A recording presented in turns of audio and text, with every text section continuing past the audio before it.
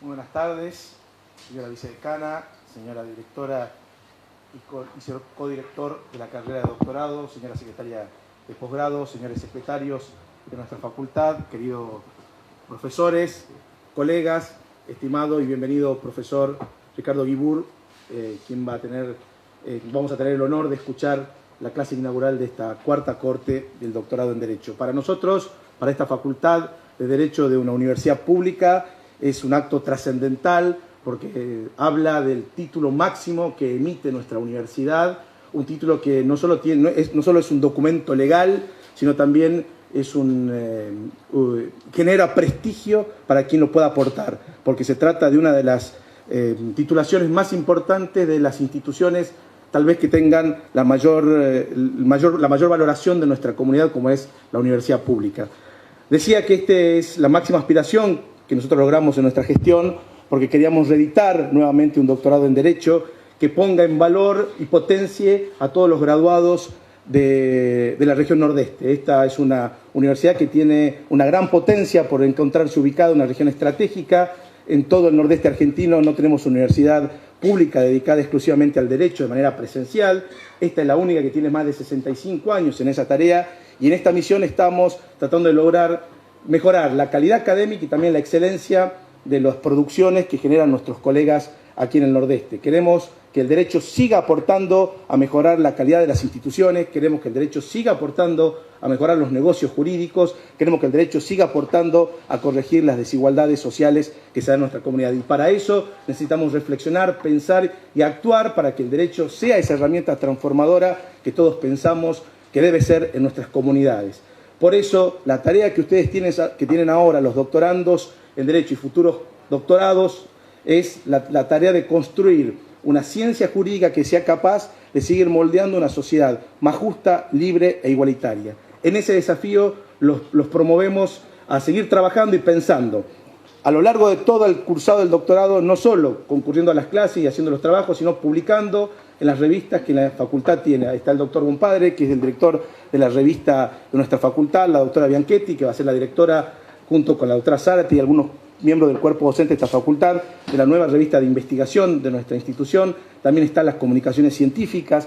Queremos que ustedes vayan entrando en una dinámica de trabajo y de pensamiento que les permita luego desembocar en un trabajo de tesis final que sea posible para que nuestra comunidad pueda tener una mejor experiencia dentro de la ciencia jurídica, pero también pueda tener una referencia a las instituciones públicas y las instituciones sociales, una mejor referencia del trabajo de nuestros graduados y poder hacer que un poco la realidad se transforme a partir del análisis y el trabajo de todos ustedes. Para eso estamos aquí.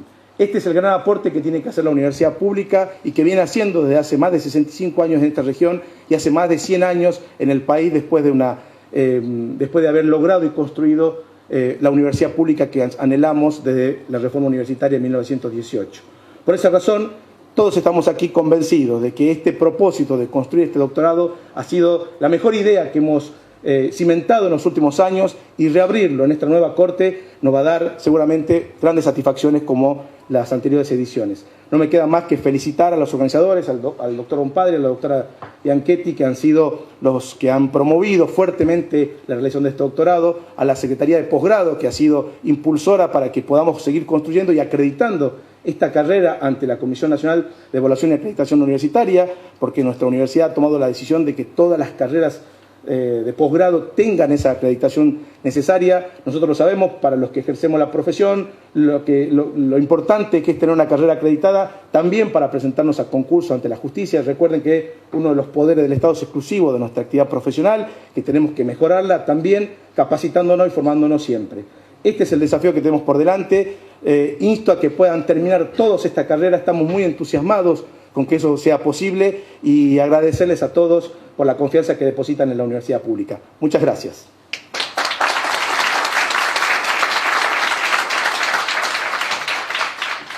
Vamos a invitar a las autoridades a retirarse del panel a efectos de dar inicio a la conferencia inaugural a cargo del doctor Ricardo Alberto Guibur.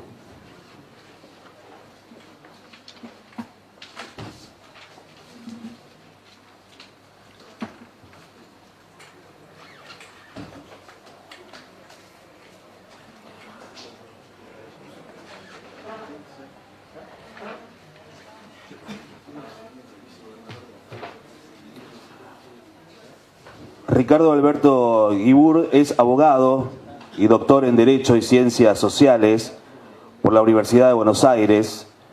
Con relación a su actividad docente, es profesor titular emérito de la Cátedra Teoría General del Derecho, director de la Maestría en Filosofía del Derecho, también es profesor en cursos de doctorado, profesor en la Maestría en Magistratura en la Universidad Nacional de Mar del Plata, es profesor de doctorado de la materia Teoría General del Derecho. Con relación a su actividad profesional, hasta el 2010 fue juez de la Cámara Nacional de Apelaciones del Trabajo. Con nosotros y con ustedes, el doctor Ricardo Alberto Guibur. Muchísimas gracias, buenas tardes. Estoy muy contento de estar aquí con ustedes y muy agradecido a las autoridades de la Universidad del Nordeste por la invitación que me han cursado para venir a acompañarlos en esta inauguración de los cursos de doctorado. Por eso, gracias a esta invitación, me toca de algún modo darles la bienvenida a la experiencia del doctorado. Y para esto me gustaría utilizar este tiempo que tenemos juntos para hacer algunas reflexiones, entablar algunas conversaciones, aunque sean silenciosas, acerca del doctorado mismo, de las condiciones y necesidades del doctorado, de la investigación que corresponde al doctorado y de todos los, o de algunos, de los presupuestos, me atrevería a decir, si no les asusta la palabra, presupuestos filosóficos de la investigación que cada uno necesariamente tendrá que hacer para obtener su doctorado. Y creo que vale la pena señalar, conversar algunos de estos temas, porque algunos temas se dan por sentados, todo el mundo considera que los conoce, pero difícilmente los haya pensado profundamente, porque cada uno, claro, está pensando básicamente en aquello que le interesa de un modo directo y en la investigación que quiere hacer. Cada uno tiene, tal vez, con suerte, tiene una idea de cuál es su tesis, de cuál es su investigación y está pensando el doctorado sobre la base de eso, lo que está muy bien, pero no debemos olvidar que cualquier reflexión, y digo fuertemente cualquier reflexión, así no sea jurídica, tiene una base de pensamiento que es necesario examinar, por lo menos alguna vez, para ponernos de acuerdo con nosotros mismos, antes de empezar a tratar de ponernos de acuerdo entre nosotros. Y para esto me gustaría empezar con un poquitito de historia. Como todos saben, la Edad Media europea era una época y una región fuertemente jerarquizada. Todo era superior e inferior, todo era organización, no siempre muy racional. Hasta tal punto que no era que cada uno hacía lo que quería. Digámoslo así, no era zapatero quien quería ser zapatero, era zapatero quien conseguía ser zapatero. ¿Por qué? Porque todos los oficios estaban regidos por las corporaciones, que eran poderosísimas. Entonces, para ser zapatero, pongamos esto por ejemplo, el individuo tenía que ser hijo de zapatero, o por lo menos tener algún cercano pariente zapatero que lo amparara en su vocación. Entonces, en ese caso, con esa condición, podía acceder a ser aprendiz de zapatero. Es decir, el chico que quería ser zapatero iba a vivir con un maestro zapatero, le hacía de sirviente en la práctica, no muy bien tratado además, pero a cambio de eso obtenía las primeras enseñanzas del arte de la zapatería. Cuando el aprendiz, después de unos años, había conseguido dominar el arte, entonces estaba en condiciones de ser un zapatero de veras, es decir, un oficial zapatero. Todavía existen las estas características, estas designaciones de oficial y medio oficial, sobre todo entre los albañiles, ¿no? Bueno, en aquella época el oficial era el zapatero de veras. Pero claro, el zapatero de veras un día decía, bueno, yo ya soy un muy buen zapatero, yo quiero tener aprendices, quiero ser maestro zapatero. Ah, no cualquiera. Para esto había que presentarse ante la corporación de los maestros zapateros y demostrarles que uno era un zapatero tan maravilloso que merecía estar en la selecta élite de los grandes maestros zapateros. Y para esto, tanto en la zapatería como en cualquier otro oficio, tenía que hacer algo, tenía que demostrar su habilidad. Y esta obra, en la que demostraba su habilidad y que era la obra para convertirse en maestro, se llamaba la obra maestra. Y de ahí viene esta idea de que cada uno hace su obra maestra. Bueno, la obra maestra era para convertirse en maestro. Bueno, esto que digo de los zapateros ocurría también en el ámbito intelectual. El individuo estudiaba alguna disciplina en la universidad con sus maestros y finalmente cuando quería llegar a la máxima categoría, venía, me imagino, estoy haciendo una dramatización, venía y decía, miren señores, yo estoy en condiciones de enseñar esta disciplina en la que yo he estudiado. Enseñar es ser docente, enseñar es docere en latín. Entonces el que podía docere era doctor, no el que necesariamente era profesor, sino aquel que por su capacidad estaba en condiciones certificadas de ser profesor y de enseñar si es que así lo decidía. Entonces para esto tenía que presentarse ante la corporación de los doctores y hacer su obra maestra. Solo que la obra maestra se llamaba tesis y sigue llamándose tesis. Y todos ustedes tendrán que hacer su obra maestra ante la corporación de los doctores para recibir el título de doctor, es decir, de estar en condiciones de enseñar a la nueva generación los secretos de la disciplina que hayan elegido. En otras palabras, el doctorando está en una posición, voy a tratar de describirla de un modo más bien dramático. Está en una posición en la que dice, señores doctores, yo soy tan sabio e inteligente como ustedes y les pido que me acepten como tal. Y para demostrar esto, yo vengo a hacer un regalo. No vengo a hacer un regalo a ustedes, vengo a hacer un regalo a la humanidad. Vengo a hacer un regalo a la especialidad elegida. Entonces, si yo estudié la cuchuflitología, estoy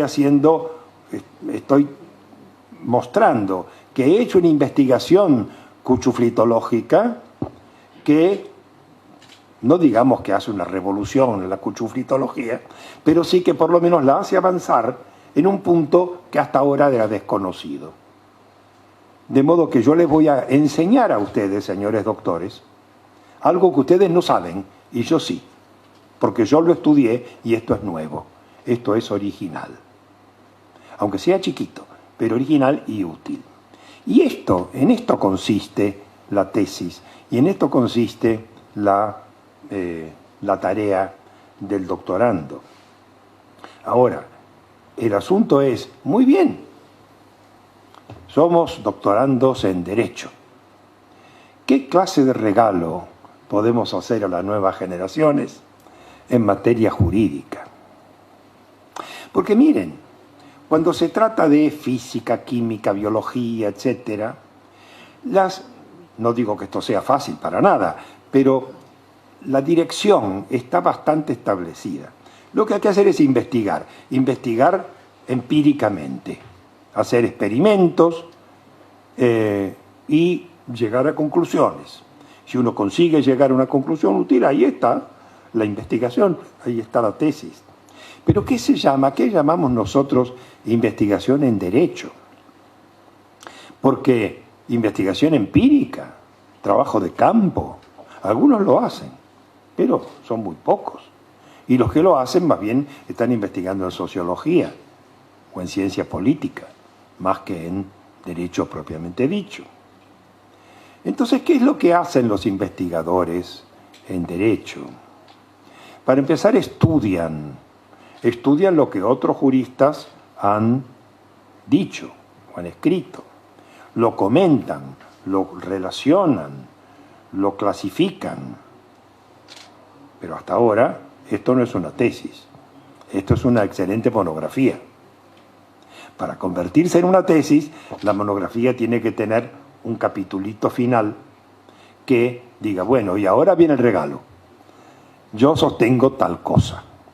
A mí me gusta comentarles a mis alumnos de doctorado, que yo un taller de tesis en Buenos Aires, que una tesis gira alrededor de un párrafo, que a veces tiene 3 líneas. ¿Pero qué 3 líneas? Son las 3 líneas centrales de la tesis, el regalo que uno va a dar. El resto es un libraco que se escribe alrededor de esas 3 líneas, con la historia, con la investigación, con los protocolos, con explicaciones, con críticas, etcétera, pero las 3 líneas tienen que estar ahí, y tienen que estar desde el principio, porque uno va a pensar y a escribir toda la tesis a partir de lo que se le ocurrió, si es que se le ocurrió. Si no se le ocurrió, hay que esperar a que se le ocurra, porque no puede hacer la tesis. Entonces, ¿qué cosas se le ocurren a los amigos y colegas juristas? Generalmente se les ocurre estudiar algún problema que existe en la sociedad, algún problema que se traduce en lo jurídico, ver cómo ha sido resuelto hasta ahora, si es que se ha intentado resolver, mostrar que esta solución no es satisfactoria, tratar de averiguar si hay otra manera de resolverlo, tal vez en el derecho comparado, e imaginar una solución jurídica para un problema jurídico-político, por así decir. Y muchas veces hasta terminan con un proyecto de ley. Esto, diría, comparado con lo que se espera de un físico, de un químico, de un biólogo, parece un poco poquito. Pero bueno, esto es lo que tenemos, esto es lo que somos. ¿Por qué somos esto? Ya vamos a conversar de esto dentro de un ratito. Porque nosotros, los abogados, se supone que estudiamos una ciencia. Los físicos estudian la ciencia física, los químicos la ciencia de la química y los abogados y juristas la ciencia del derecho. Bueno, ¿qué es esto de la ciencia del derecho? ¿Qué es una ciencia? Bueno, esto es bastante sencillo. Los epistemólogos lo vienen diciendo en todos los tonos. Una ciencia es un conjunto de conocimientos ordenados por tema, es decir, más o menos relativos al mismo tema, y más o menos verificados. Si no, son meras hipótesis y no es todavía ciencia. Digo más o menos verificados porque la verificación científica jamás es total ni completa, pero por lo menos llega a cierto nivel muy aceptable, donde decimos, bueno, hasta ahora esta es la ciencia que tenemos y tan mal no nos va con ella. De modo que lo que hacemos es eso. Ahora, esto requiere conocimiento. No hay ciencia sin conocimiento. ¿Y qué es el conocimiento? Los científicos tienen bastante claro a qué llaman conocimiento, aunque los epistemólogos modernos tienen unos líos bárbaros acerca de qué llamar conocimiento, a qué llamar ciencia y que la astrología vale tanto como la astronomía y cosas por el estilo. Pero no nos metamos en camisa de 11 varas. Los científicos, cuando dicen conocimiento, aunque nunca estén muy seguros de él, saben bien qué dicen. Los abogados, ¿a qué le llamamos conocimiento? Yo voy a aprovechar que aquí todos somos abogados y que no hay nadie de afuera que nos esté oyendo. Pero yo tengo la sospecha de que tenemos la costumbre de ver qué es lo que tenemos ganas de que sea y llamarle a eso conocimiento. Y esto, digámoslo entre nosotros, no se lo vamos a decir a nadie de afuera, no es muy serio, ¿vieron? Tendríamos que ser un poco más serios. Bueno, de esto se trata. Para ser más serios tenemos que ponernos a examinar las condiciones de nuestro conocimiento, jurídico o de cualquier otra clase. Y veamos, empecemos por las cosas más sencillas. Cuando decimos que tenemos un conocimiento, lo que estamos diciendo habitualmente es que afirmamos saber que ciertas proposiciones son verdaderas. Conocer es conocer la verdad de proposiciones. Estar seguro de esto, seguro con buenas razones, claro. No pues simplemente porque se nos ocurrió. Y cuando decimos que una proposición es verdadera, acá hay unos líos terribles, pero confiemos en el viejo Aristóteles, que decía, mire, la cosa es muy sencilla. El que dice de lo que es, y de lo que no es, dice la verdad. El que dice de lo que es, que no es, y de lo que no es, que es, dice una falsedad. En otras palabras, que la verdad de una proposición depende, para hablar mal y pronto, y no demasiado mal, pero sí bastante pronto, la verdad de una proposición consiste en que esta proposición describa adecuadamente la realidad que pretende describir. La realidad. Otra palabra que se las trae. Se las trae porque últimamente hay un deporte de minimizar y relativizar palabras muy importantes, nada menos que la palabra realidad. La realidad, cualquiera diría, cualquier chico de 2 años, le preguntamos qué es la realidad y diría esto que tengo alrededor. Esto dice cualquiera de nosotros. No, pero los pensadores son mucho más profundos. Y ni les cuento los pensadores jurídicos. Y ni les cuento los políticos, que son mucho peores. No me refiero a los políticos, me refiero a los especialistas en ciencia política. Es decir, a cada rato oigo opiniones que dicen, bueno, mire, ¿cuántas realidades hay? Cada uno tiene su realidad. Cada individuo tiene su realidad, porque la realidad es como uno lo piensa, lo interpreta.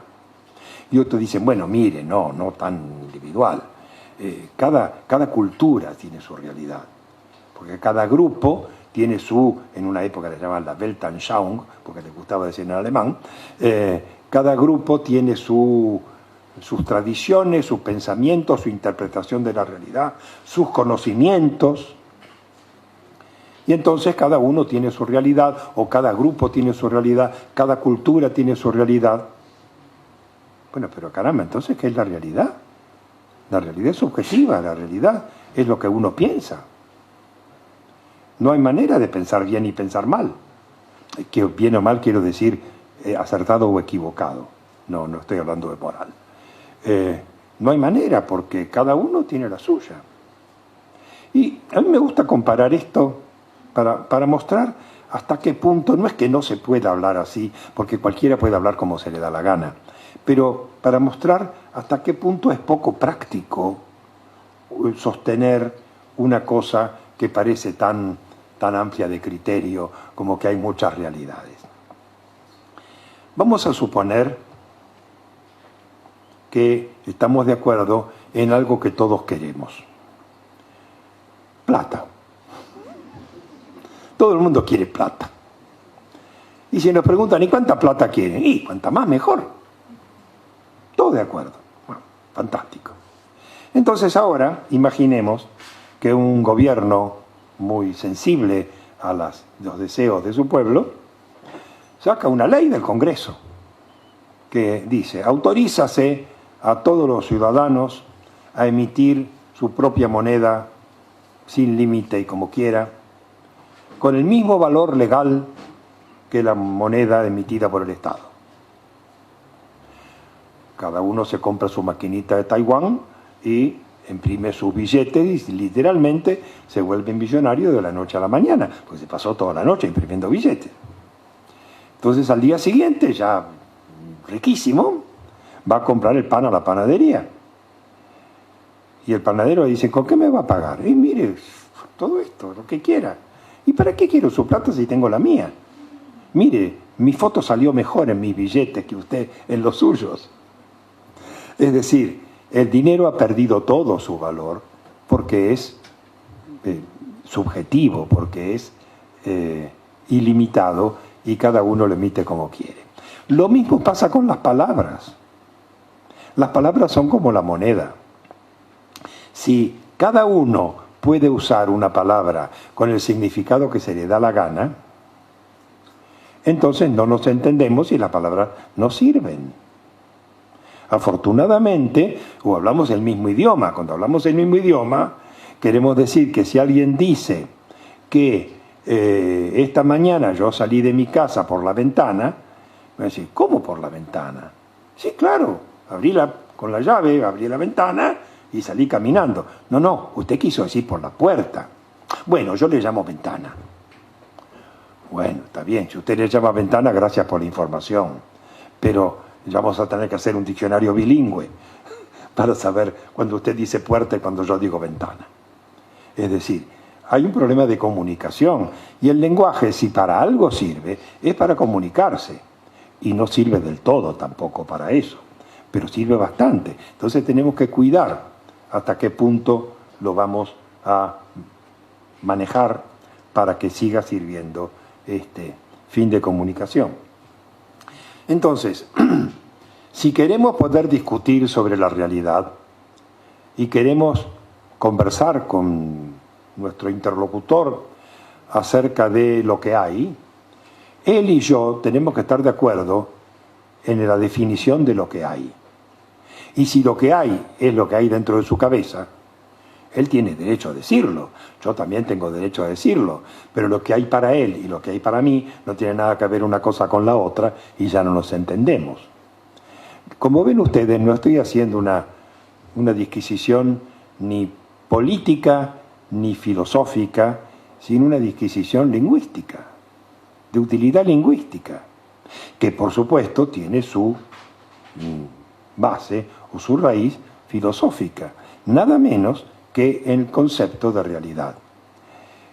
Hay mucha gente que dice, hay muchas realidades. Lo que quieren decir es, hay muchas interpretaciones de la realidad. Cada uno tiene su propio conocimiento de la realidad. Yo tengo conocimientos que mi vecino no tiene y viceversa. El conocimiento es subjetivo, es del sujeto. Pero la verdad, pero la realidad de la cual hablamos es una sola y es universal. Y vale para el que la ve, para el que no la ve, para el que la conoce, el que no la conoce, el que le gusta y el que no le gusta. La realidad está ahí, punto. Gracias a eso podemos decir que hay una verdad, porque la verdad entonces también está ahí. La proposición que describe adecuadamente la realidad es verdadera y la que no es falsa. Y dice, ¿y usted cómo sabe? Este es otro problema. Que yo lo sepa es otro problema. Pero una cosa es la realidad y la verdad y otra cosa es mi conocimiento de la realidad y la verdad. Mi conocimiento es subjetivo y cada uno tiene el suyo y cada cultura tiene la suya. Pero la realidad y la verdad no. Que no. ¿Por qué no? Si después de todo, les dije hace un momento que cada uno puede pensar como se le da la gana, ¿por qué no puedo pensar esto? Sí, claro que puedo, pero no es gratis. Es muy caro en términos de comunicación. Por eso yo les sugiero, no puedo imponerlo, claro, porque cada uno es dueño de su pensamiento, pero yo les sugiero vivamente que no digan que cada uno tiene su realidad, no digan que cada uno tiene su verdad, y que cuando yo vengo a decir mi verdad, parece que vengo a decir una verdad propia. Porque si vengo a decir una verdad propia, el que me oye dice, ¿para qué lo voy a escuchar si yo tengo la mía? Como el panadero. Lo que quiero decir cuando digo vengo a decir mi verdad es, vengo a decir una parte de la verdad que nadie dijo. Vengo a decir la parte de la verdad que me interesa decir. Vengo a dar mi versión de los hechos. Pero no vengo a decir una verdad propia, porque una verdad propia no le interesa a nadie. Una realidad propia no le interesa a nadie más que a mí. Y esto es uno de los problemas que tenemos los investigadores de derecho, que no es un problema jurídico, es un problema filosófico, es un problema ontológico. Pero más vale tenerlo claro. Y vean que no lo estamos diciendo en palabras difíciles. Estamos diciendo bien al pan pan y al vino vino. De modo que una cosa es la realidad, otra cosa es la verdad, y otra cosa es el conocimiento de la verdad que se refiere a la realidad.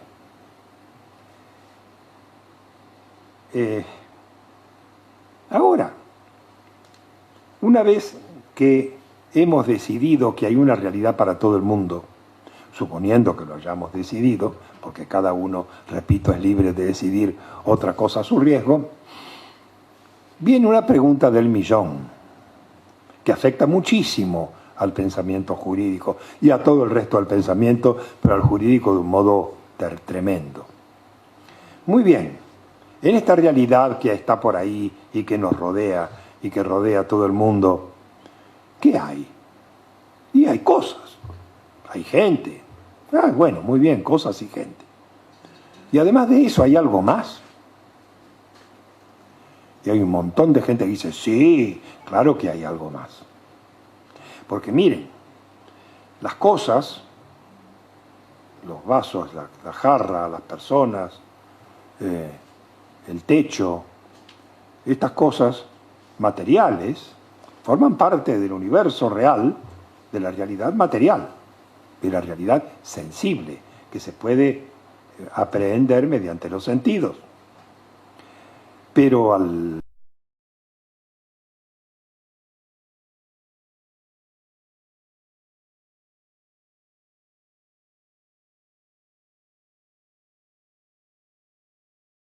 aclaran algunos que tienen más ganas de hablar en filosofilología. ¿Y qué hay en esa realidad inmaterial? Bueno, para empezar, el bien y el mal, típico. Pero además muchas otras cosas, los sentimientos, las virtudes, los defectos. En definitiva, las clases de cosas. Todo esto, este tema puede reducirse, porque suena muy ideológico así como lo dije, pero podemos reducirlo a una dimensión mucho menos emotiva para que podamos pensarla con más libertad. Este objeto está ahí y es un objeto material que se puede ver y tocar. En esto casi todos estamos de acuerdo. No falta algún loco que dice no, porque, bueno, pero no importa. Todo el mundo estará de acuerdo, calculo yo, en que este es un objeto material que está ahí. Ahora yo digo, bueno, esto es un reloj. ¿Es un reloj? Sí, es un reloj. ¿Por qué es un reloj? Porque pertenece a la clase de los relojes. Hay muchos relojes. Y no solo relojes de estos, sino también relojes de pared. El Big Bang, y todo, cuando funcione, y todo esto. Y son todos relojes. ¿Y qué es lo que hace que esto sea un reloj? Y acá se levantan de su tumba Platón, Aristóteles, Santo Tomás y todo el mundo, ¿no? Y nos gritan a coro, esto es un reloj porque pertenece naturalmente a la clase de los relojes. ¿Y la clase de los relojes a dónde está? La clase de los relojes es un objeto inteligible que pertenece al mundo ideal. Bueno, si es así, tenemos que investigar a dónde está la clase de los relojes. Platón la ponía en el topos Uranos, en un lugar del cielo. Aristóteles la bajaba a la tierra, decía, no, la relojidad del reloj está ahí. Lo que pasa es que no se ve. Ah, ¿no se ve, maestro? ¿Y cómo se hace para averiguarla? Bueno, mire, hay una facultad del espíritu, que no son los ojos ni el tacto, que le permiten advertir que este objetito tiene relojez. Y entonces por eso es un reloj. Tiene esencia de reloj. ¿Y las esencias dónde están? Ah, las esencias son invisibles, inmarcesibles, eternas, y no están en ninguna parte física, pero los objetos participan de la relojez. Y por eso son relojes. Y entonces, bueno, está bien, pero ¿cómo tengo que hacer para saber si tiene relojez? Bueno, Aristóteles me diría, bueno, mire, usted mírelo y si se da cuenta, y si no, es que le funciona mal la intuición ontológica. Palabra difícil. Y hay otros filósofos que lo hacen más fácil. Yo soy de esos. Dice, mire, dejémonos de relojeces. ¿Qué entiende usted por un reloj? Y por un reloj es un aparato que sirve para dar la hora. Ah, este da la hora, esto es un reloj. Sencillo. ¿Pero por qué es un reloj? Porque satisface la definición que usted dio. Y si yo cambio la definición, y dejará de ser un reloj. Sencillo. Y la esencia, ¿qué esencia ni qué 8/4? No me venga con cosas raras. El reloj está ahí y la pretendida relojez no es otra cosa que la definición de la palabra reloj que la humanidad ha ido elaborando a lo largo de los siglos y que algún día tal vez la deseche y la cambie por otra cosa. Como la palabra teléfono. Antes un teléfono servía para marcar y decir hola, ¿no? Ahora no, sirve para cualquier cosa, menos para hablar por teléfono. Miren cómo van cambiando los significados de las palabras y por lo tanto las esencias de los objetos. Bueno, yo quiero advertirles algo. Cuando hablamos de los relojes o de los perros y de los gatos, la cosa parece muy sencilla. Cuando en lugar de relojes, perros y gatos hablamos del ser humano, la cosa se pone mucho más complicada. ¿Por qué? Porque nos toca nuestro amor propio. Y a partir de ahí, si hablamos del bien y del mal, ya se pudrió todo. Porque como todos queremos, es decir, todos queremos que la gente se comporte como queremos, como quiero yo, ¿no? Como yo quiero que los demás se comporten como yo quiero, les digo cómo tienen que comportarse. Y si ellos me lo discuten, yo les digo, miren, no es que yo lo quiera. Claro que yo lo quiero porque soy un buen tipo. Pero yo lo quiero porque esta es la verdad. Esto es lo justo, esto es lo correcto. Y entonces, si usted no se da cuenta de que es lo correcto, es que le funciona mal la intuición axiológica. Pero es la verdad. Es decir, agarramos la palabra verdad, la convertimos en un garrote y perseguimos a los demás con el garrote de la verdad para que hagan lo que queremos. ¿Y esto qué quiere decir? ¿Que no hay garrote? No, sí que hay.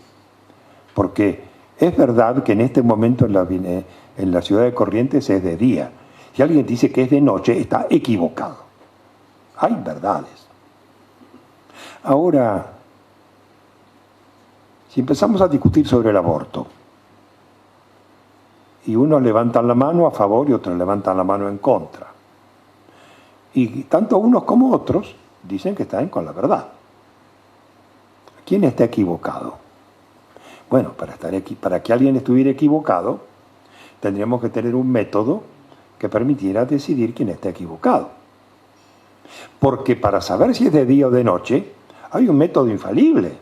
Salga afuera, mire, y va a ver que es de día. Nadie puede resistirse a eso. Ahora, si los abortistas dan razones a favor de su posición y los antiabortistas a favor de la propia, no hay manera de decir vaya y mire. Porque todos miran lo que hay que mirar y siguen en desacuerdo. Quiere decir que hay temas donde el método no funciona. ¿Y dónde no funciona? Justamente en el mundo inmaterial, ideal, inteligible y no sensible. Entonces vienen unos señores que adoptan un nombre muy antipático, se llaman materialistas, no materialistas dialécticos, simplemente materialistas, y dicen, miren, vamos a hacerla sencilla, el mundo inmaterial no existe, lo único que hay, o que podemos decir que hay, es el mundo material. ¿Y todas las palabras que tenemos para designar lo inmaterial, las tiramos a la basura? No, que va a tirar, las seguimos usando como si tal cosa. Pero no digamos que son cosas, digamos que son herramientas mentales. Entonces están los perros, sí, los perros que ladran, mueven la cola, esos son materiales. Y nosotros hemos decidido agrupar a una cantidad de bichos que ladran y mueven la cola y les pusimos el nombre perros. El nombre perro lo inventamos nosotros. La clase de los perros la inventamos nosotros. Los perros están ahí. Pero no vienen con una etiqueta firmada por Dios que diga yo soy un perro. Somos nosotros los que los llamamos perros. ¿Y por qué los llamamos perros? Porque nos importó distinguirlos de los gatos. ¿Por qué nos importó? Por razones propias. Supongamos que las cosas fueran distintas. Supongamos que los animales fueran alimenticios, es decir, fueran nutritivos, algunos, y otros fueran venenosos. Y que los animales nutritivos fueran todos los animales marrones, y los venenosos fueran todos los demás. Probablemente, en lugar de distinguir gatos y perros, estaríamos distinguiendo animales marrones y animales de otro color. Y dentro de eso, tal vez, perroides y gatoides. ¿Por qué? Porque las clasificaciones las fuimos inventando, la humanidad las fue inventando a lo largo de milenios, como le convino. Y cuando no le convino, las abandonó e hizo nuevas. Y todo el tiempo estamos creando nuevas clasificaciones. Pero como cada vez que hablamos de las clases de cosas, no pensamos en el gato, el perro y el reloj, sino que pensamos en el hombre, la dignidad, el bien y el mal, ahí vamos muertos. Porque entonces no bajamos nunca a lo concreto, que es donde podemos apoyarnos para pensar de un modo más preciso. De modo que, bueno, yo les di un consejo, que uno puede seguir o no, claro. Les di un consejo de aceptar que hay una sola realidad para todo el mundo, una sola realidad universal que comprende desde las galaxias más lejanas hasta los contactos neuronales que hay dentro de mi cerebro, a los que llamamos idea. Todo eso forma parte de la realidad universal. Bueno, uno puede pensar esto o no.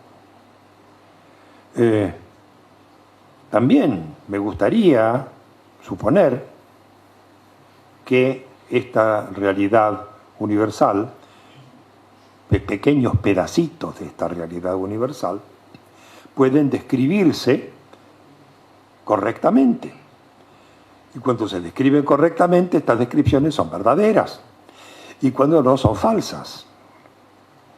Y también me gustaría aconsejar, aunque para muchos es muy difícil seguir este consejo, y lo reconozco, también me gustaría aconsejar que no supusieran que vivimos en un universo que tiene una parte sensible y otra parte no sensible, porque cuando pensamos en la parte no sensible, no tenemos el método apropiado para distinguir los objetos. Entonces no funciona el concepto de existencia, el concepto de realidad, no funciona del mismo modo para el mundo sensible que para el pretendido mundo inmaterial.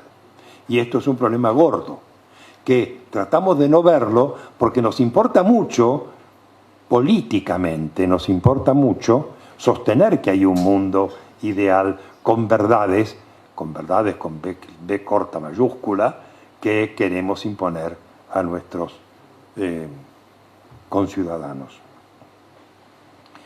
Pero todavía hay que hacer otra aclaración más sobre estas cosas.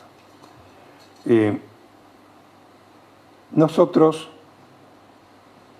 hacemos afirmaciones sobre la realidad, afirmaciones que pueden ser verdaderas o pueden ser falsas. Y estas afirmaciones nunca hablan de todo el universo, hablan de cosas chiquitas. Por ejemplo, que este reloj tiene malla negra. Esto es una cosa muy chiquita. Cada vez que digo algo, que hago una afirmación, supuestamente verdadera, podría no serlo, estoy delimitando el campo de lo que quiero decir. Es decir, estoy construyendo un modelo de un segmento de la realidad. La realidad es universal, enorme, e incluye las galaxias. Pero yo no quiero hablar de todo eso, sino de un pedacito, muy chiquito. Entonces, delimito de la realidad, idealmente delimito de la realidad, este pedacito del que quiero hablar. Y esto se llama juicio de relevancia. Y nadie me impone el juicio de relevancia. El juicio de relevancia lo asumo yo porque se me da la gana, porque me conviene. Y si mañana me conviene otro, asumo otro. Digamos, imaginemos que vamos a una librería de estas que venden textos escolares y elementos escolares, y le digo, buen día, don José, yo quiero un mapa. Sí, yo vendo mapas, pero ¿qué mapa quiere usted? Quiero un mapa de la Argentina. Ah, mapa de la Argentina. Pues mire, si usted quiere un mapa del Paraguay, le puedo vender también. No, lo quiero de la Argentina. Ah, bueno, primera decisión. ¿Por qué está mal que yo pida un mapa del Paraguay? No, puedo pedir un mapa de Andorra si se me ocurre. Pero me interesó otro en este momento. Mañana puede ser otro día. Bueno, démelo. No, momentito, señor. Dígame, ¿qué clase de mapa? Ya le dije, de la Argentina. Pero mire, usted quiere un mapa político, quiere un mapa orográfico, hidrográfico, un mapa de isotermas e isobaras, un mapa demográfico, un mapa económico. ¿Qué clase de mapa quiere usted? Uy, qué lío, no había pensado en esto. Bueno, deme un mapa político. Como no, aquí tiene el mapa político, con las provincias, las capitales, todo con colorcitos, etc. Es decir, yo hice dos cosas. Primero, un juicio de relevancia que eligió entre todo el universo una cosa muy pequeña sobre la que quiero representar. Y una vez que elegí esa parte pequeña que quiero representar, hago otro juicio de relevancia acerca de qué características de ese segmento de la realidad quiero describir. Porque el mapa que este señor me vende no tiene las montañas ni los ríos. Si yo quiero uno con montañas y ríos, puedo pedírselo. Y él me va a decir, bueno, pero yo tengo mapa de muchas clases. Bueno, deme un mapa de todo. Un mapa de todo. Sí, ¿no se puede hacer? Mire, yo tengo mapas de todo lo que hay, por lo menos. Pero no le puedo hacer un mapa de todo, mejor dicho, Yo tengo un amigo cartógrafo que podría tratar de hacer un mapa de todas estas cosas, pero no le serviría para nada, usted no podría leerlo. Tendría tanta información en el papel que no le serviría. Esto lleva a algunas conclusiones que no siempre pensamos acerca de la descripción de la realidad. Y por la realidad me refiero también a la jurídica, ¿no? Nosotros tenemos que elegir el pedazo de realidad, tenemos que elegir la característica que queremos. Nuestra descripción de la realidad siempre va a ser parcial y además de parcial, siempre va a ser insuficiente. ¿Por qué? Sencillo, porque una descripción suficiente, una descripción completa de un pedazo cualquiera de realidad, de la cabeza de un alfiler, es infinita, o casi infinita. Y no me alcanzaría 50 vidas para describir la cabeza del alfiler. ¿Cómo es eso, si es tan chiquito? Sí, mire, digámoslo así, la cabeza del alfiler está compuesta por un metal. Ese metal tiene por moléculas y átomos. Los átomos tienen núcleos y electrones. Los electrones giran alrededor de los núcleos. Y entonces, por favor, si usted, ya que me va a hacer una descripción completa, dígame en qué punto de la trayectoria está cada electrón de cada átomo de la cabeza del alfiler en este instante y además en el instante que sigue. Se dan cuenta que esto no se puede hacer. Digo, la cabeza del alfiler, chiquito. Claro, porque lo que me interesa es poco. Afortunadamente, nos interesan pedazos muy chiquitos y nos interesan características muy concretas y singulares del pedazo de realidad que queremos describir. Esto es una de las circunstancias que llevan a tanta gente a decir que hay muchas verdades y cada uno tiene la suya. Les pongo un ejemplo. Supongamos que dijera, vamos a hacer un ejercicio colectivo. Que cada uno tome una hoja de papel y conteste en una poca frase la siguiente pregunta.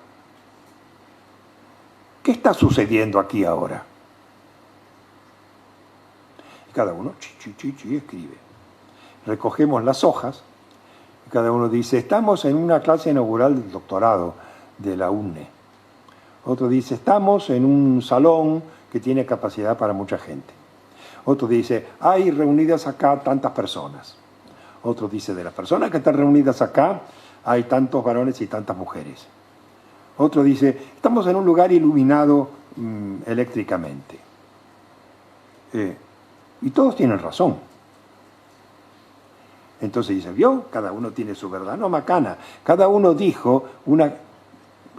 describió un carácter diferente de una misma verdad. Todo eso forma parte de la realidad que vivimos.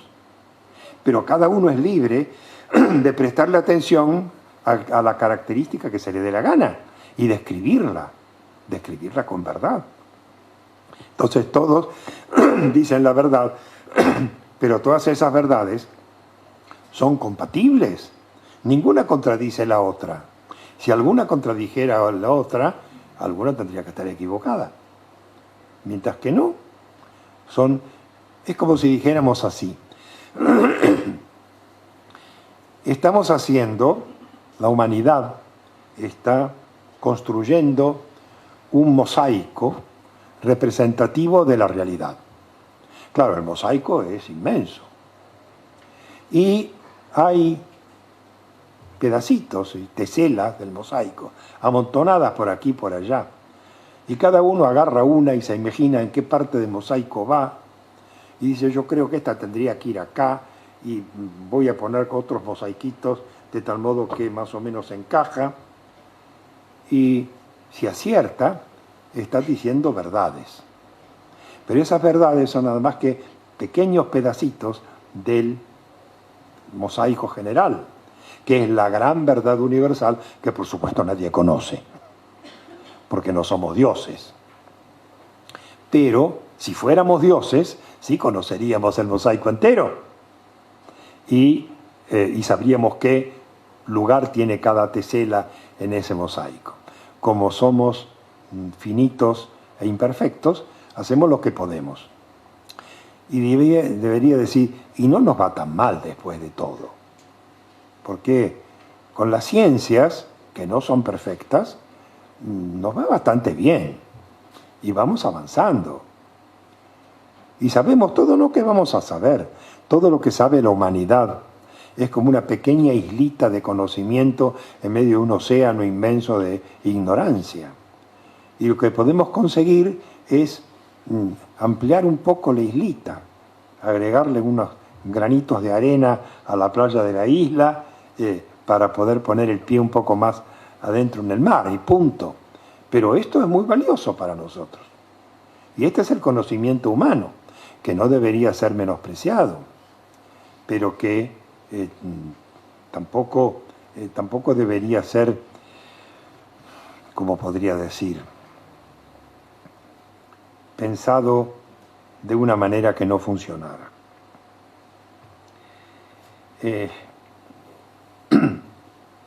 ¿Y hay maneras de pensar? Sí, claro que hay. Vivimos en la época de la posverdad, de la fake news, que son palabras modernas y muy seductoras, según parece, para decir cosas viejas como el mundo. Las fake news son mentiras. Siempre les hemos llamado mentiras. Pero cuando se dicen en las redes sociales, les llaman fake news y queda bonito. Y la posverdad, que también son mentiras. Pero la palabra posverdad alude a un hecho adicional. Al hecho, muy lamentable, de que la gente es propensa a creerse las mentiras. De tal manera que cuando uno dice una mentira con suficiente color, mucha gente se la cree y la mentira surte su efecto, aunque no sea verdadera. Pensemos lo que pasa a cada rato cuando hay elecciones, ¿no?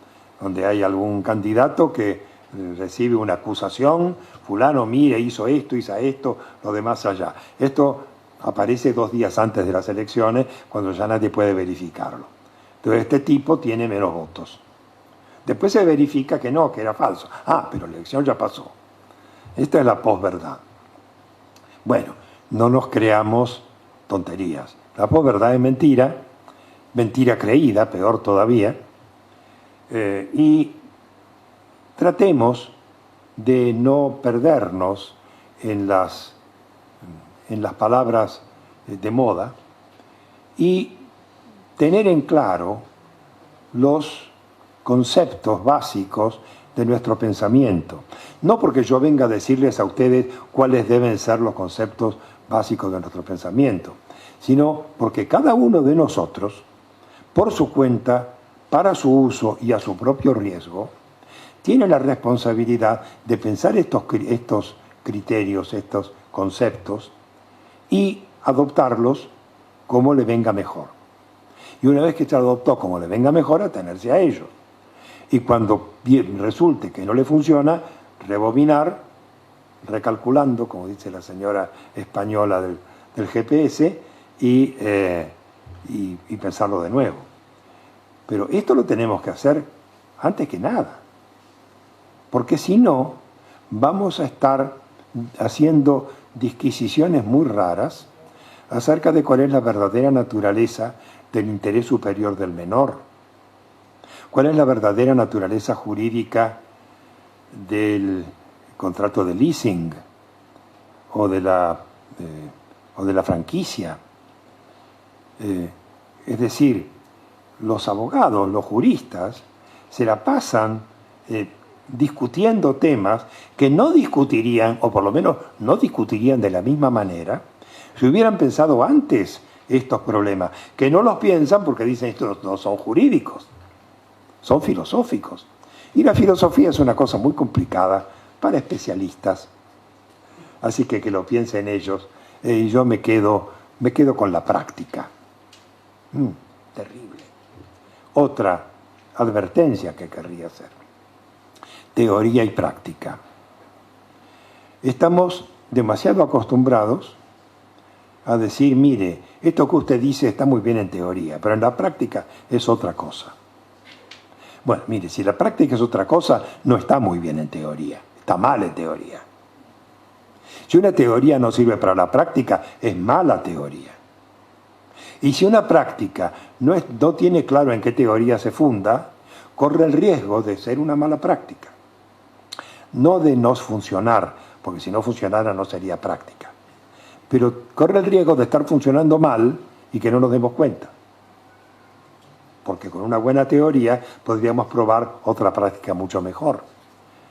Y esto es terriblemente aplicable al campo del derecho. Tenemos una práctica que va evolucionando y es más, nos resulta casi digno de aprobación el modo como evoluciona, porque cada vez tenemos leyes más justas, por lo menos así dicen, tenemos derechos humanos y cosas por el estilo, pero la teoría está parada. La teoría jurídica, no me refiero a la teoría general del derecho, que ha avanzado mucho, sobre todo en el siglo XX, pero la teoría habitual de los juristas, la que se discute en los tribunales, es la teoría donde la dejó Justiniano en el siglo VI. No ha avanzado absolutamente nada. El derecho tiene la misma estructura de Justiniano. Los contenidos son muy diferentes y seguramente mucho mejores, pero la estructura es la misma. ¿Por qué la estructura es la misma? Porque nosotros somos tan prácticos que seguimos diciendo será justicia, como mejor proceda digo, y todas estas cosas que son, estos son meros símbolos, ¿no es cierto? Pero son símbolos de cómo la práctica nos ha ido ganando la profesión y no nos ha dejado pensar las cosas muy en serio desde hace algún tiempo. ¿Cuánto tiempo? Unos 3.000 años más o menos. Yo diría que hace 3.000 años que los abogados nos debemos un nuevo pensamiento jurídico. Pero no porque nos va muy bien con el que tenemos. Ganamos mucha plata, ganamos juicios, perdemos juicios, bueno, eso es el problema de los clientes, ¿no?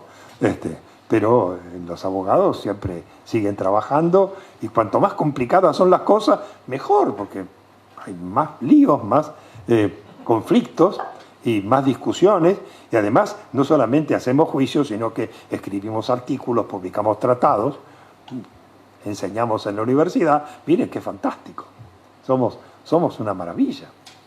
Y cuando alguien nos viene a discutir, decimos, bueno, mire señor, en este asunto hay 2 bibliotecas, ¿vio? Vaya uno a decirle a un físico que hay 2 bibliotecas y lo saca a patadas. ¿Qué? 2 bibliotecas ni que 8 cuartos. Está la verdad, está la ciencia y está la anticiencia. Pregúntenle a nuestro amigo recientemente fallecido, Mario Bunge, que hablaba de la ciencia y de la pseudociencia.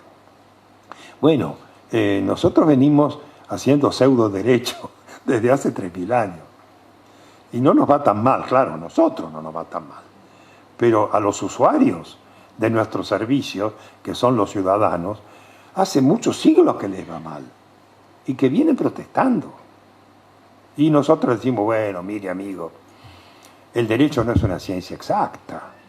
Y se lo decimos con alegría. Yo lo diría con tristeza. A mí me gustaría que fuera una ciencia exacta. Ya sé que no lo es. Pero dicen, es una ciencia exacta. Esto corresponde a la mutabilidad del ser humano. Corresponde a que el hombre es único e irrepetible. No sé por qué dicen siempre las 2 palabras juntas. Es único e irrepetible y entonces su mente es inabarcable y decimos una cantidad de palabras que no sabemos muy bien qué quieren decir para decir, señores, miren, las cosas son así, no sabemos muy bien de qué estamos hablando, pero páguenme los honorarios, por favor.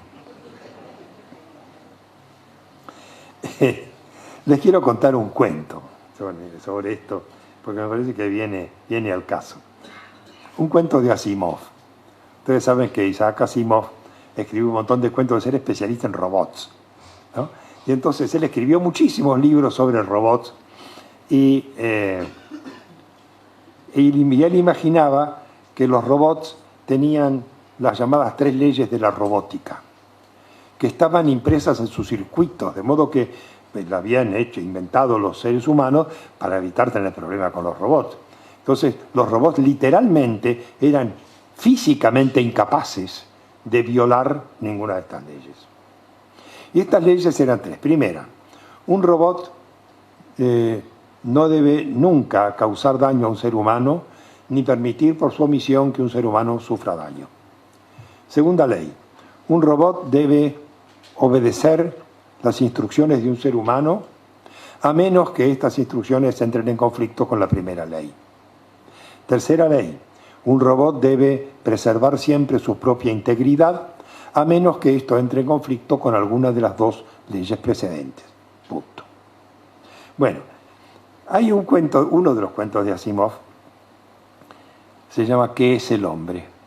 Y es divertidísimo porque es una discusión jurídica entre robots. Y son 2 robots que están conversando. Y uno le dice al otro, mira, yo tengo un problema con las leyes de la robótica. Bueno, no sé qué problema hay, son clarísimas. Sí, pero hay que interpretarlas las leyes. Hay que saber qué quieren decir. Bueno, a mí me parecen muy claras. Sí, pero mira, dice, no hay que causar daño a un ser humano. ¿Qué es un ser humano? Son estos que andan por ahí de carne y hueso. Nosotros no somos humanos. Sí, ya sé, pero todos los individuos de carne y hueso son seres humanos. ¿Cómo es la cosa? Mira, no veo dónde está la dificultad. Sí, mira, te voy a poner un ejemplo. Hay una ley que dice que debemos cumplir las instrucciones de un ser humano, a menos que entre en conflicto con la primera ley. La tercera ley, que dice que debemos preservar nuestra integridad, es supletoria respecto de las 2 primeras. Bueno, nosotros somos máquinas, pero somos máquinas muy valiosas, muy caras. Y mucha gente compra robots y tiene robots para su servicio doméstico. Bueno, imaginemos qué sucede. Hay una familia que tiene un robot doméstico y tiene un chico, un hijo de 2 años. Y el chico de 2 años, que ya habla, se le ocurre, después de haber visto en la tele el Terminator 2, se le ocurre decirle al robot, ordenarle que se tire a la pileta de ácido sulfúrico. Entonces el robot dice, es un ser humano, me ha dado una instrucción, yo me tiro. ¿Y el dueño del robot qué va a pensar de eso? Ah, no, dice el otro robot, que los humanos no son tan estúpidos, ellos tienen pensado este asunto. Tienen una cosa que se llama Código Civil. Y con esto hay una institución llamada capacidad. Entonces, para ellos, un chico de 2 años no tiene capacidad y su voluntad no vale. Bueno, pero es un ser humano. Bueno, pero para los humanos es como si no fuera un ser humano para estos fines. Bueno, pero entonces te averigüemos qué es un ser humano, porque nosotros, está bien, nosotros somos robots, no somos humanos, podemos no saber qué es un ser humano. Pero los humanos seguro que saben qué es un ser humano, si son ellos. Claro, ¿por qué no averiguamos esto? Como los 2 tenían la Wikipedia adentro, dice, vamos a averiguar cómo los seres humanos se definen a sí mismos. Y al ratito uno de ellos dice, ya encontré la solución. Ser humano, para los humanos, quiere decir robot. ¿Cómo es eso? Sí, porque yo estuve estudiando y los seres humanos valoran su capacidad lógica, valoran su racionalidad, una cantidad de cosas, y ningún Ninguno de estos seres de carne y hueso tiene esas características en mayor medida que nosotros los robots. De modo que nosotros somos más humanos que los humanos, según los humanos. Un divertido ejercicio de interpretación jurídica robótica. Pero al mismo tiempo es una ironía acerca de la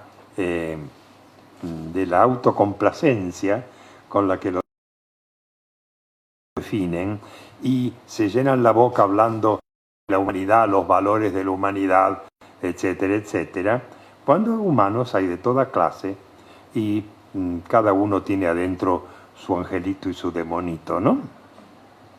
En fin,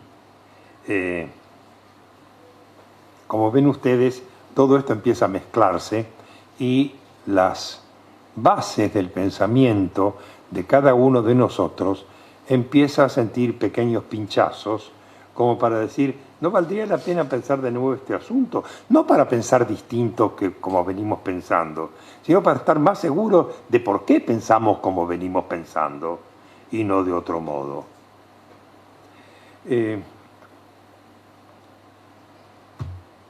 Y entonces vamos a un punto que me parece a mí central. Hemos hablado de la realidad, hemos hablado de la descripción de la realidad, es decir, la modelización, hemos hablado de la verdad, que afecta a los modelos, a las proposiciones, y hemos hablado del conocimiento. Pero, ¿cómo se adquiere el conocimiento de la verdad? Porque no es que la verdad nos venga a buscar. Nosotros tenemos que ir a buscar la verdad. Y para ir a buscar la verdad, tenemos que seguir un camino. Camino, en griego, se dice odos.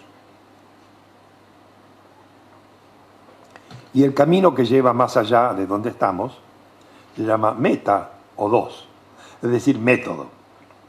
Necesitamos un método. Y aquí es el gemir y el rechinar de dientes, como diría el Apocalipsis. Los métodos, el gran lío del método, que diría que es el centro de todo esto que quiero decir. Hay métodos que funcionan. No siempre funcionan del todo, pero si funcionan, funcionan. ¿Qué métodos hay que funcionen? Yo conozco dos que funcionan para cosas distintas. Uno es el cálculo. El cálculo es un método maravilloso y absolutamente certero, pero que claro, no sirve para cualquier cosa. Sirve solamente para calcular números o cosas matemáticas o lógicas. Hay cálculo matemático, cálculo lógico, paremos de contar. Pero el cálculo en esos ámbitos nos da muy buen resultado, excelente resultado. 2 más 2 son 4 y son 4, no hay vuelta que darle. Para averiguar cómo es el mundo que nos rodea, cómo es la realidad, el cálculo no sirve. ¿Qué es lo que sirve? La observación. Mirar. Miramos, vemos. A veces vemos mal, entonces le pedimos a nuestro amigo que mire también a ver si ve lo mismo. Miramos entre todos, analizamos y llegamos a una descripción de la realidad que nos rodea que no funciona muy bien. No tenemos una descripción completa, claro, porque es infinita, como les decía antes, pero nos va bastante bien. Y con esto podemos calcular y podemos observar lo que hay alrededor, claro. Lo que hay alrededor físico, lo que hay alrededor material, lo que hay alrededor sensible. Porque aquello que es invisible no lo podemos ver. Entonces, bueno, ¿cómo hacemos para ver las cosas invisibles? Radicalmente invisibles, no me refiero a los microbios que se pueden mirar con microscopio, ¿no? Ni a la electricidad que no se puede ver, pero que se puede verificar por sus efectos. Me refiero a las cosas invisibles, como la relojez, y la perdidad, y la caballez, ¿no? Bueno, para esto se han planteado métodos con distintos nombres. Algunos le llaman la razón, otros le llaman la razón práctica, otros le llaman la justa razón, otros le llaman la sindéresis, otros le llaman la frónesis, otros le ponen otras palabras griegicas. Pero en definitiva, me parece a mí, salvo mejor opinión de ustedes, en definitiva, todos estos métodos terminan siendo el mismo: consultar la conciencia. Es decir, hacer introspección y preguntarle al propio cerebro cómo es la cosa, y el cerebro nos dará una respuesta. Y no nos va tan mal, porque cada vez que le preguntamos al cerebro, el cerebro responde. La pregunta del millón es, sí, pero ¿qué responde? ¿De dónde saca las respuestas que da? A mí me gusta comparar esto con la galera del mago. El mago siempre saca un conejo de la galera, pero todos sabemos que alguien puso el conejo antes, si no, no lo sacaría. La magia no existe. Entonces, nosotros le preguntamos a nuestro cerebro, a nuestra conciencia, y sacamos ahí el conejo que estaba antes. ¿Por qué estaba antes? Alguien lo puso. ¿Quién lo puso? Bueno, parte lo puso nuestra mamá, nuestro papá, cuando nos decían, caca nena, eso no se hace, eso no se dice, cosas por el estilo. En parte nuestros maestros, profesores, en gran medida por lo que hemos leído, en buena medida por nuestra experiencia personal, nuestra historia individual, que nos ha ido haciendo elaborar clases y conceptos y preferencias que nos parecen naturales, y todo eso está en la cabeza. Entonces, cuando hacemos introspección, metemos la mano y sacamos el conejo. Claro, nuestro vecino mete la mano en su propia galera y saca su propio conejo, que es de otro color. Y entonces nosotros nos ponemos a discutir cuál es el verdadero color del verdadero conejo. Cuando en realidad cada uno sacó el conejo que pudo, que alguien le puso ahí. A veces uno mismo puso ahí, pero alguien lo puso.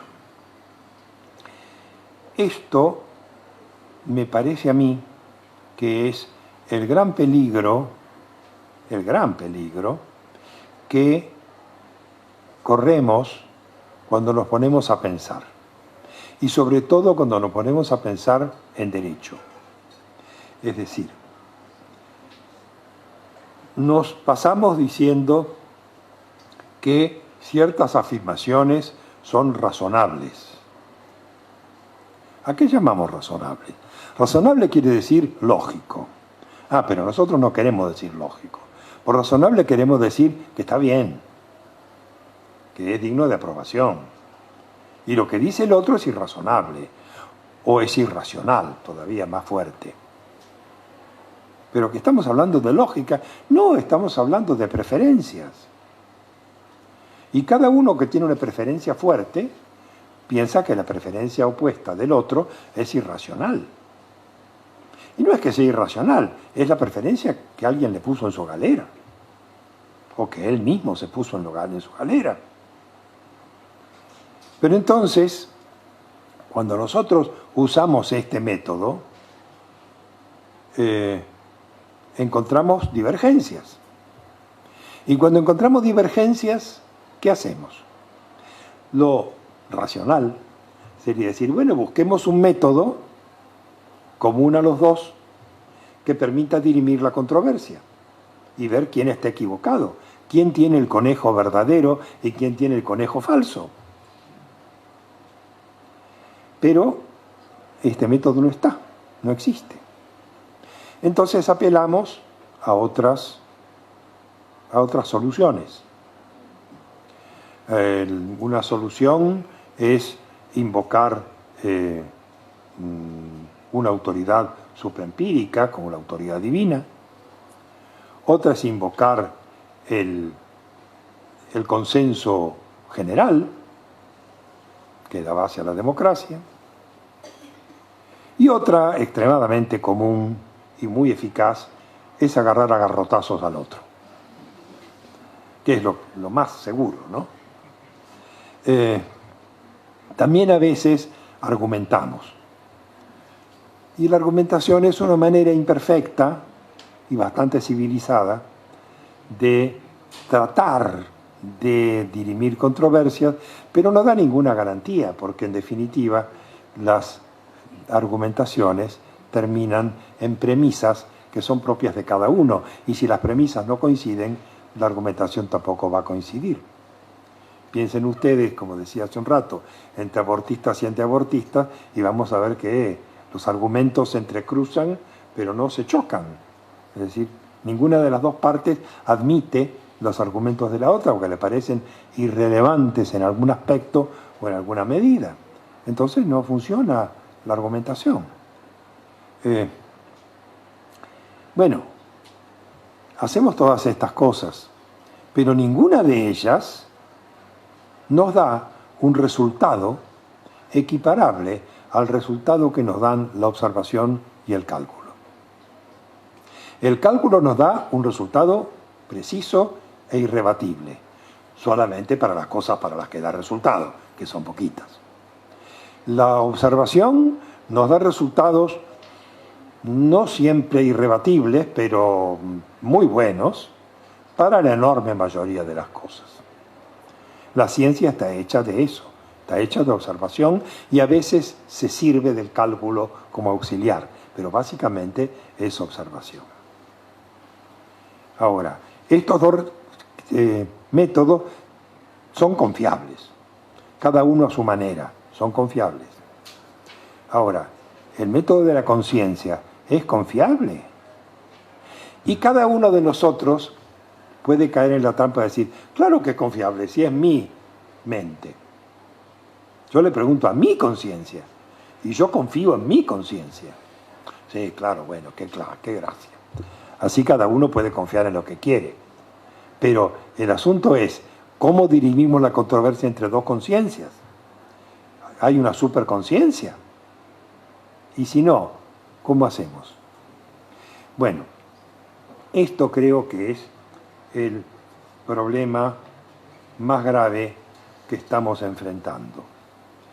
Que nosotros, los abogados, los juristas, discutimos, debatimos, argumentamos, pero en definitiva tomamos las decisiones sobre la base de nuestras premisas, las premisas que hay dentro de nuestra mente. Y claro, las decisiones son distintas. Nosotros podríamos registrar esto, decir, bueno, hay decisiones distintas porque cada uno está partiendo de premisas distintas, ¿qué se va a hacer? Pero no, lo que decimos es, no, mire, la buena doctrina dice esto. La buena doctrina, qué casualidad es la que está de acuerdo conmigo, ¿no? La otra no. Y cuando alguien nos dice algo con mucha seguridad, decimos, bueno, pero hay dos bibliotecas, como decía, bueno, debe haber. A mí me pasó una vez, me acuerdo de esto siempre, hace muchos años.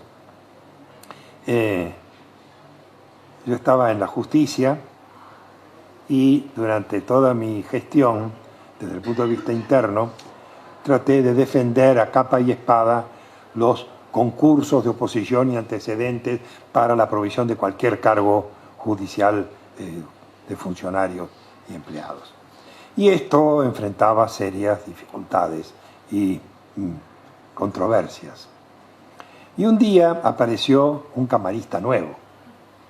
Entonces yo agarré y traté de convencerlo para mi molino, ¿no? Y le hice toda mi argumentación. Y él me dijo, bueno, sí, mire, pero sobre esto hay muchas opiniones y hay más de una biblioteca. Dije, bueno, muchas gracias, encantado de saludarlo, hasta luego. Ya sabía que no contaba con él, porque le confiaba en otra biblioteca, porque no le gustaba mi biblioteca. Bueno, tenía derecho a que no le gustara, por supuesto. Pero esto es lo que pasa entre nosotros. Lo que estoy criticando no es que tengamos opiniones divergentes, lo que es un problema que eventualmente podemos tratar de resolver con buena voluntad. Lo que estoy criticando es que estemos dispuestos a sostener con tanta soltura que nuestras opiniones divergentes, cada una de ellas, son verdaderas y que son conocimiento. Porque para decir que hay verdades que conocemos, tenemos que tener un método que funcione. ¿Y qué quiere decir método que funciona?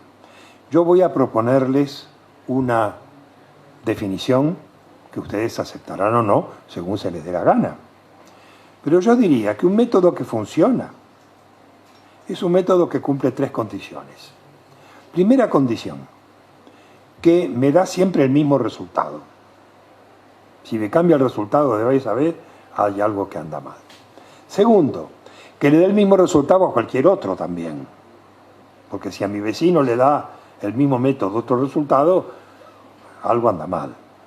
Y tercero, que las condiciones en las cuales se aplica el método sean comunes y comunicables. Lo digo por esto, porque hay gente que dice, mire, yo tengo un método fantástico para hablar con los muertos. ¿Así? Dígame cómo funciona. Bueno, mire, yo sé cómo se hace, pero no le puedo decir porque yo soy medium y usted no. Entonces, ¿qué quiere que le diga? Yo hablo con los muertos, no le puedo contar cómo es. Bueno, si esto es inefable, hay algo que funciona mal. Ahora, si un método cumple estas 3 condiciones, quiere decir que es un buen método, para lo que sea que sirva. Y me parece a mí, salvo mejor opinión de ustedes, que tienen derecho a tener la propia, que el cálculo y la observación, e incluso la combinación de las 2 cosas, son 2 métodos que funcionan muy bien. La observación no de un modo perfecto, pero de un modo tan bueno que es muy confiable. Y que el método de preguntarle a la conciencia no funciona. No porque no le dé resultado a cada uno, a todos nos da resultado, sino porque no da el mismo resultado. Y no le da el mismo resultado a distintas personas. Y no hay un metamétodo que permita dirimir las controversias. De modo que cuando alguien me dice hay que usar la recta razón, yo no entiendo de qué me está hablando. Y todo el mundo dice esto. Cuando me dicen que los valores son asequibles a la razón, también se me paran los pelos. Porque ¿qué es la razón? No es la lógica de lo que me están hablando. La lógica necesita premisas. Me están hablando de premisas trascendentes que la razón pura sería capaz de extraer de algún topos uranos en el cielo de las ideas. Esto yo no me lo creo. Bueno, cada uno tiene derecho a creérselo. Pero lo que yo estoy sugiriendo es que creerse esto es peligroso. Porque tiende a hacer que uno se crea cualquier cosa que salga de su conciencia. Y la conciencia de uno, y no siempre es confiable, porque hay que ver qué le pusieron adentro a la conciencia de uno cuando uno era chico o cuando uno era adolescente. Yo creo que en todo este asunto les he estado machacando una cantidad de dudas y, como decía hace un rato, pinchazos del pensamiento, y que ustedes merecen un pequeño descanso. De modo que si a ustedes les viene bien, vamos a hacer una pausa, son las 6:35, y dentro de unos minutos nos juntamos de nuevo y seguimos explorando este panorama tan difícil y tan apasionante.